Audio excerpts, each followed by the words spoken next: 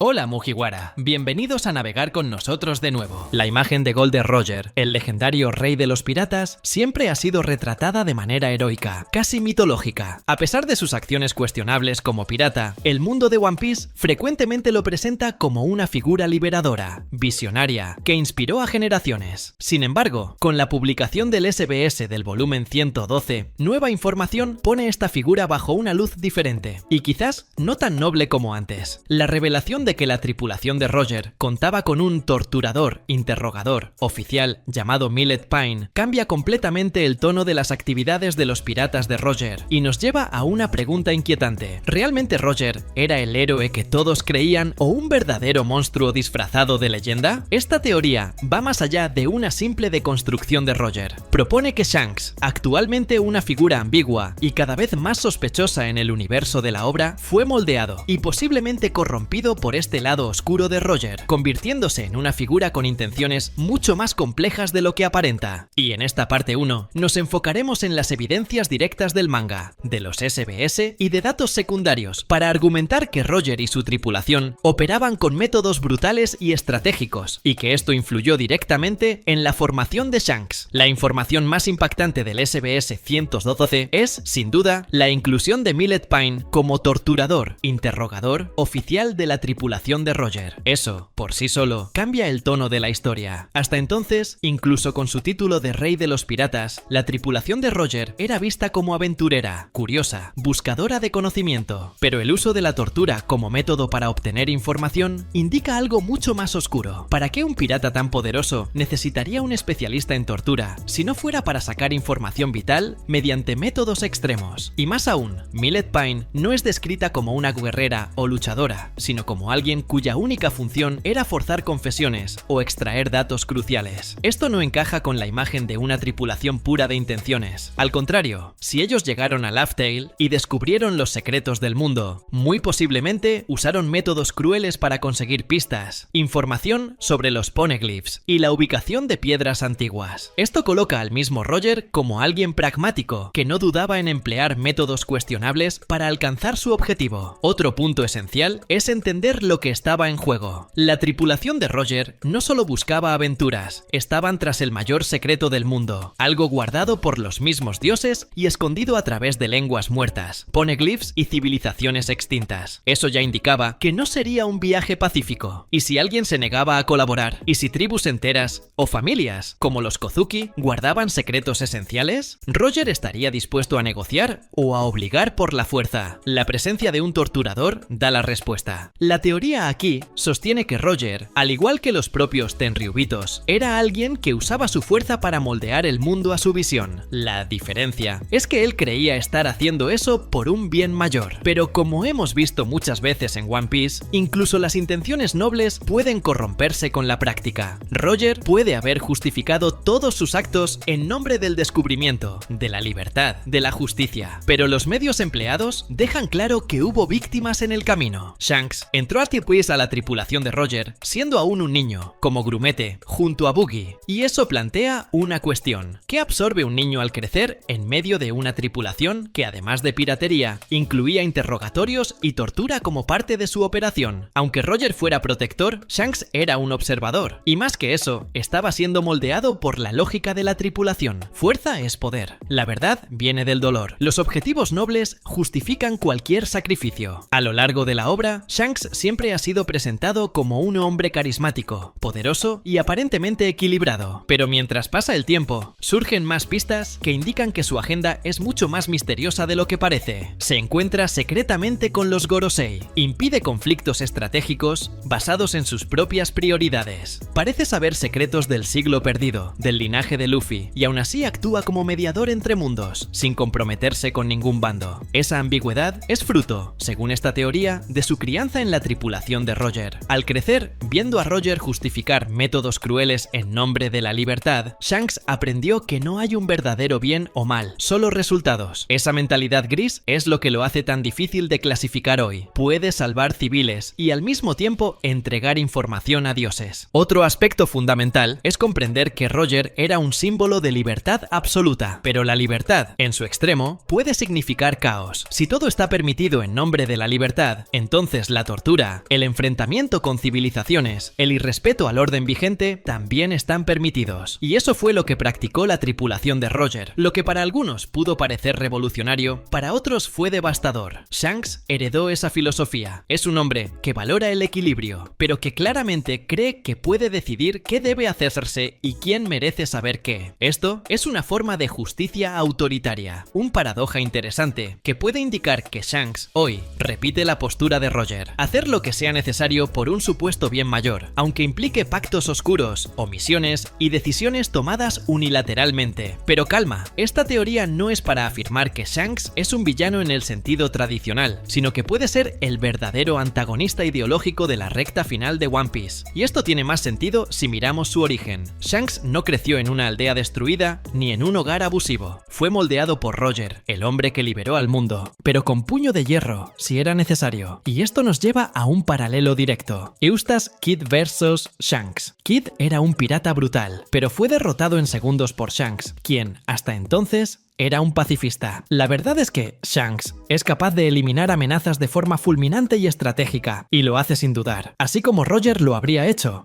Shanks heredó la espada, la moral y los métodos de Roger, y eso puede hacerlo, al final de la obra, no el héroe que todos esperan, sino el guardián del sistema actual, o incluso el obstáculo final entre Luffy y la verdadera libertad. Hasta ahora, Shanks siempre ha actuado como una influencia conservadora en el camino de Luffy. Impulsa a Luffy a seguir su destino, pero cuando Luffy avanzaba demasiado, interrumpía eventos como Marineford con autoridad imperial. Esta alianza simbólica, capitán-aprendiz, se desgasta si entendemos la creación violenta de Roger. Luffy representa libertad real, sin compromisos morales con un plan mayor. Shanks representa estabilidad pragmática, controlada, pero construida sobre el legado marcado por Roger. El enfrentamiento final no es solo físico, sino filosófico, la auténtica liberación de Luffy contra la defensa institucional del status quo por parte de Shanks. Shanks evita batallas innecesarias, delega desafíos a sus subordinados, mantiene distancia de los conflictos directos. Este comportamiento se alinea perfectamente con el perfil de alguien criado para ser un estratega sutil. Evita el impacto directo, pero mantiene influencia total, exactamente como habría pasado en la tripulación de Roger, que llegaba a lugares para verificar, negociar o recolectar información, no necesariamente para conquistar por la fuerza. Millet Pine representaba el poder del control brutal. Shanks representa la sutileza del control simbólico. Dos métodos complementarios para ejercer poder. Al final de One Piece, el tema principal podría no ser solo derrotar al gobierno mundial, sino transformar los símbolos y el poder. Shanks podría ser el último eslabón legítimo del plan de Roger. Si Roger de verdad